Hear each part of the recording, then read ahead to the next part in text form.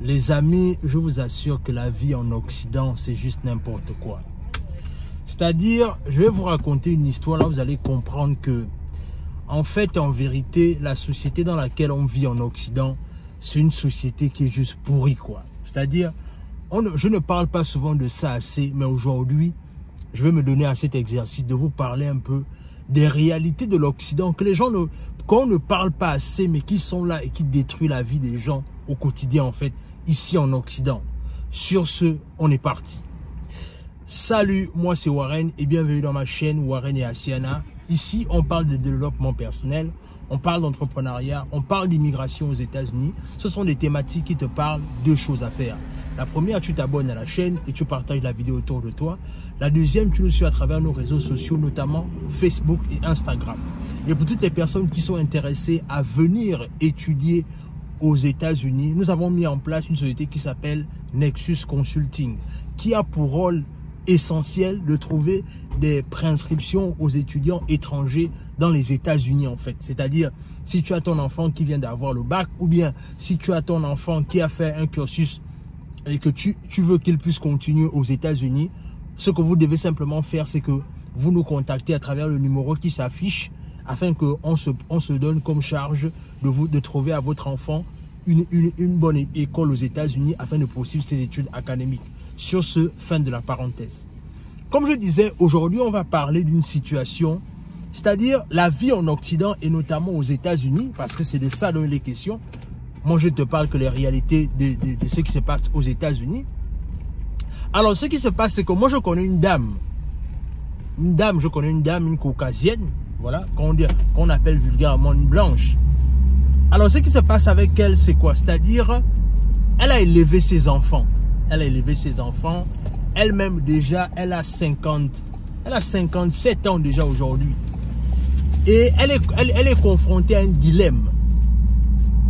Le dilemme auquel elle est confrontée, c'est que c'est quelqu'un qui a travaillé toute sa vie pour élever ses deux enfants. Elle était mariée, après elle a divorcé.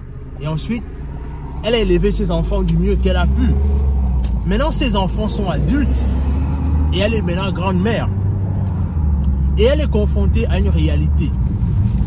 La réalité à laquelle elle est confrontée, c'est que à 57 ans, c'est l'âge en fait à la base là où on se prépare progressivement déjà pour la retraite. Bien qu'ici on dit que la retraite c'est à 65 ans. Mais la vérité c'est que c'est pas tout le monde forcément qui a la force de travailler jusqu'à 65 ans. Donc ça c'est déjà un gros problème. Alors elle se trouve dans une situation là où elle est fatiguée en fait, c'est-à-dire elle est fatiguée de travailler parce que elle a travaillé toute sa vie. Mais le problème c'est que en fait à la base les deux fils qu'elle a, c'est-à-dire si c'était dans une réalité, si on était politiquement correct, en fait à la base les deux fils qu'elle a devaient déjà la prendre en charge en fait. Mais il n'en est pas le cas. C'est-à-dire, les deux fils qu'elle a, ce sont déjà des adultes, eux aussi ont déjà des enfants, mais à la base, c'est que eux, ils sont des paresseux. Ils ne travaillent pas véritablement, en fait. Ce sont des personnes, aujourd'hui, il a un boulot, l'un d'eux, aujourd'hui, il a un boulot, l'autre, il laisse.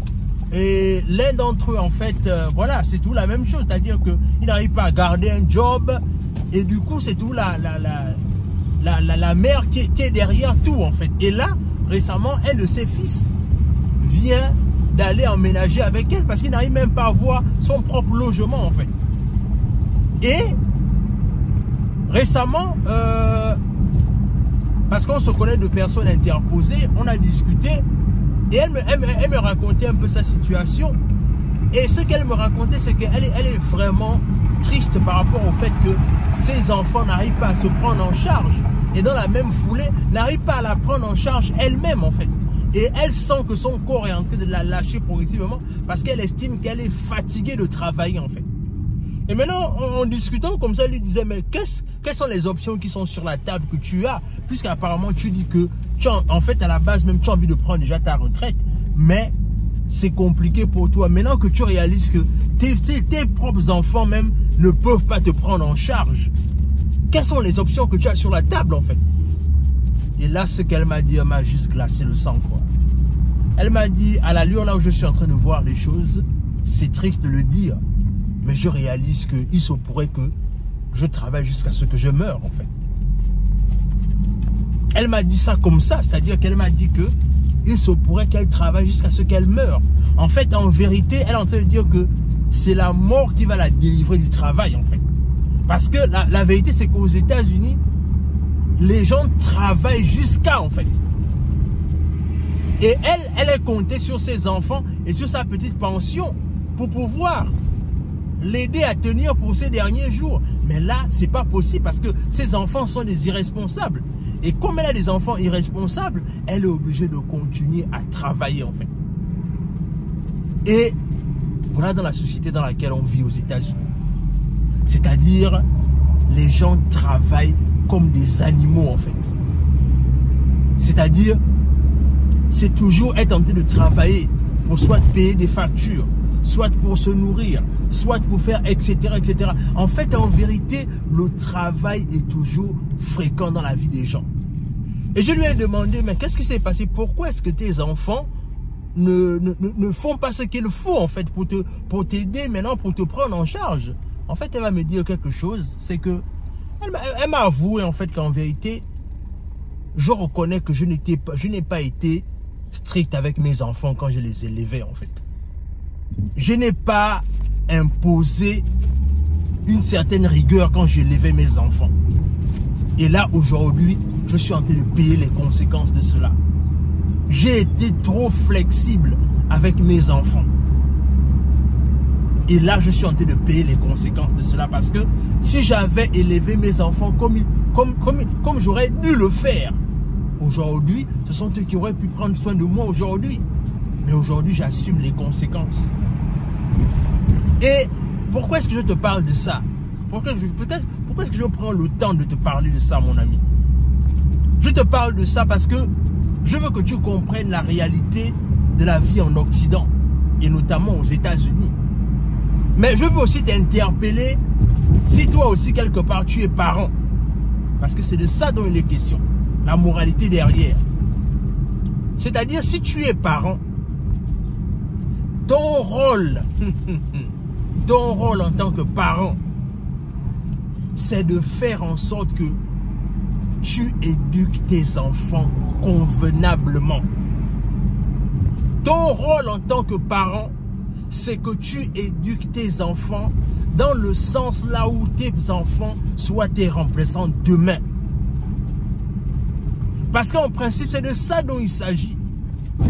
Ne pas faire en sorte que tes enfants soient tes amis. C'est ce que je vois maintenant avec certains parents ici. C'est-à-dire qu'ils disent non, mon fils, ma fille, c'est mon ami. Non, ton enfant, c'est pas ton ami. Il y a le rôle de parent et il y a le rôle d'enfant. Comment se fait-il que ton enfant va être ton ami? Et après, quand l'enfant ne te respecte pas, quand l'enfant n'a pas le comportement qu'il devait avoir, on commence à regretter. Et c'est ce qui s'est passé avec cette dame-là. Parce qu'en vérité, elle a élevé les enfants dans un contexte, dans un contexte de la paresse. Là où, ben écoute, si tu peux faire ceci, si tu es fatigué, tu reviens à la maison. Elle n'a pas appris à ses enfants à se battre. Et aujourd'hui, elle est en train de payer les conséquences.